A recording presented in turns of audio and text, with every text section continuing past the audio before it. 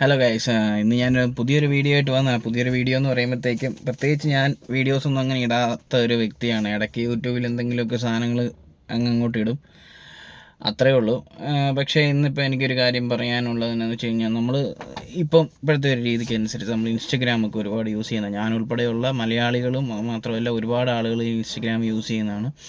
ഇൻസ്റ്റഗ്രാമിനെ കുറിച്ച് പറയാനല്ല ഞാൻ വന്നത്. നമ്മൾ ഇൻസ്റ്റഗ്രാമിൽ ഏറ്റവും കൂടുതൽ കണ്ടുവരുന്ന കുറേ വീഡിയോസ് ഉണ്ടെന്ന് വെച്ച് കഴിഞ്ഞാൽ, കുറേ വീഡിയോസ് എന്ന് പറയുമ്പോൾ ഫുഡ് വ്ളോഗിനെ കുറിച്ചാണ് ഞാൻ പറയുന്നത്. ഫുഡ് വ്ളോഗിനെ കുറിച്ചും ഫുഡ് വ്ളോഗേഴ്സിനെ കുറിച്ചുമാണ് ഞാൻ പറയുന്നത്. സത്യം പറഞ്ഞു കഴിഞ്ഞാൽ നമ്മൾ വീഡിയോസൊക്കെ കാണുമ്പോഴത്തേക്കും നമ്മുടെ വായിക്കൂടെ വെള്ളം വരുന്ന കുറേ വീഡിയോസ്, നല്ല കണ്ടൻറ്റുകൾ ചെയ്യുന്ന, നല്ല ക്രിയേറ്റിവിറ്റി ഉള്ള നല്ല കണ്ടൻറ് ക്രിയേറ്റേഴ്സ് ഒരുപാട് പേരുണ്ട് ഫുഡ് വ്ളോഗ് ചെയ്യുന്നത്. പക്ഷേ അവർ ചെയ്യുന്ന പ്രവൃത്തിയെക്കുറിച്ചോ അതിനെക്കുറിച്ചൊന്നും അല്ല ഞാൻ പറയാൻ പറ്റുന്നത്. പലപ്പോഴും നമ്മൾ ഇൻസ്റ്റഗ്രാമിൽ കൂടെ കണ്ട് കൊതിവിടുന്ന കുറേ കാര്യങ്ങളുണ്ട്. കുറേ ഭക്ഷണശാലകളെക്കുറിച്ചുള്ള അവരുടെ വിവരണങ്ങളും കാര്യങ്ങളൊക്കെ അവർ പരിചയപ്പെടുത്തുന്നുണ്ട് അതിനെക്കുറിച്ചൊക്കെ. പക്ഷേ സംഭവം എന്തെന്ന് വെച്ച് കഴിഞ്ഞാൽ, ഈ കാണുന്ന പല പല കടകളും സ്റ്റാർട്ട് ചെയ്യുന്ന പല റെസ്റ്റോറൻറ്റുകളും അതുപോലെ തന്നെ പല തരത്തിലുള്ള ഫുഡ് സ്പോട്ടുകളും വളരെ പ്രതീക്ഷയോടുകൂടി തുടങ്ങുന്ന അതിൻ്റെ ഓണേഴ്സ്, അപ്പം പറയുകയാണെങ്കിൽ കുറേ യുവാക്കൾ അവരുടെ അവരുടെ ഒരു ഏണിങ് അല്ലെങ്കിൽ അവരുടെ ഒരു വരുമാനം, നല്ലൊരു വരുമാനത്തിനായിട്ട് അവരായിട്ട് തുടങ്ങുന്ന പല പല ഈ ഫുഡ് സ്പോട്ടുകളും റെസ്റ്റോറൻറ്റുകളും പാതി വഴിയിൽ നിന്ന് പോകുന്നതായിട്ടാണ് മനസ്സിലാക്കാൻ പറ്റുന്നത്.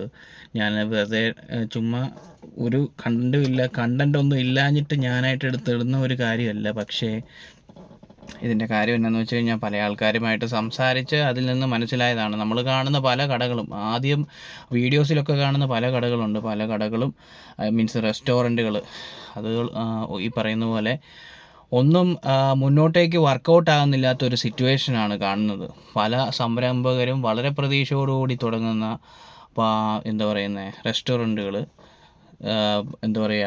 മുന്നോട്ടേക്ക് നീങ്ങാൻ പറ്റാത്തൊരു സാഹചര്യത്തിലേക്ക് പോവുകയാണ്. അപ്പം നമ്മൾ മനസ്സിലാക്കിയ ഒരു കാര്യം തന്നെ, എങ്ങനെ നിന്ന് പോകുന്നു എന്ന് മനസ്സിലാക്കിയ ഒരു കാര്യം എന്ന് വെച്ച് കഴിഞ്ഞാൽ,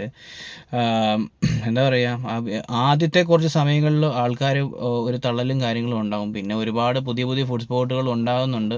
കോമ്പറ്റീഷനാണ് ഈ ഫീൽഡിലൊക്കെ. പക്ഷേ എന്നിരുന്നാലും ആളുകളുടെ വരവ് കുറയുന്നതോടുകൂടി അവർക്ക് അധിക ബാധ്യത, കടയുടെ വാടക, അതുപോലെ മറ്റ് വാടക, അങ്ങനെയുള്ള കാര്യങ്ങളിൽ അവർക്ക് മുന്നോട്ടേക്ക് കൊണ്ടുപോകാൻ പറ്റാത്തൊരു സാഹചര്യം വരുമ്പോൾ കടകൾ പലതും നിന്ന് പോകുന്നുണ്ട്.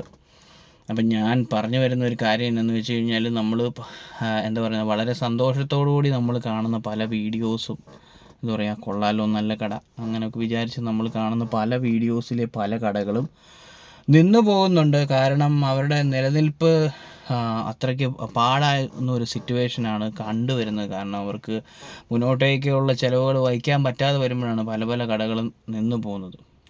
അപ്പം ഞാൻ പെട്ടെന്ന് ഇതിനെക്കുറിച്ചൊന്ന് പറയാമെന്നോർത്ത് വന്നതാണ്. നന്ദി, താങ്ക് യു.